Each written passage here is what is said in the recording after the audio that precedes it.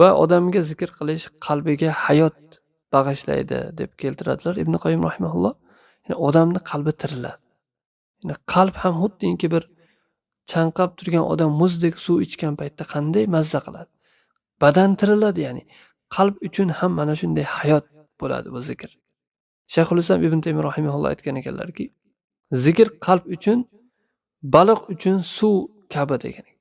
Ya'ni baliq agar suvdan ajralsa qanday ahvolga tushadi? Odamning qalbi ham shunday aslida, lekin ko'pchilik sezmaydi buni.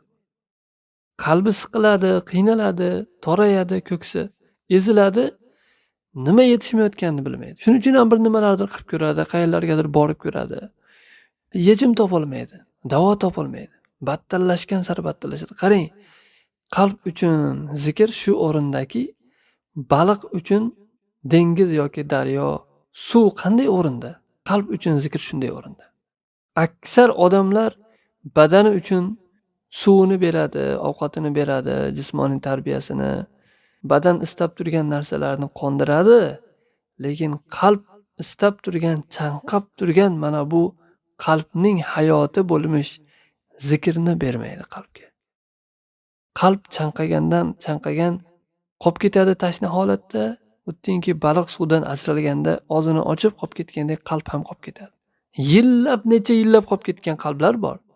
Necha oylab, necha haftalab, necha kunlab mana Allohni qancha zikr qilyapti odam hayotiga agar bir nazar tashlasa, qanchada bir Qur'onni xatm qilyapti. Kundalik zikrlari qancha, ertalabki zikrlar, kechki paytki zikrlar.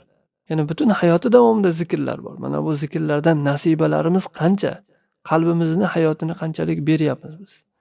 Qalbni ozuqasini. Mana shundan bilsa bo'ladiki, aksar odamlarning qalbida hayot yo'q, o'lib qolgan.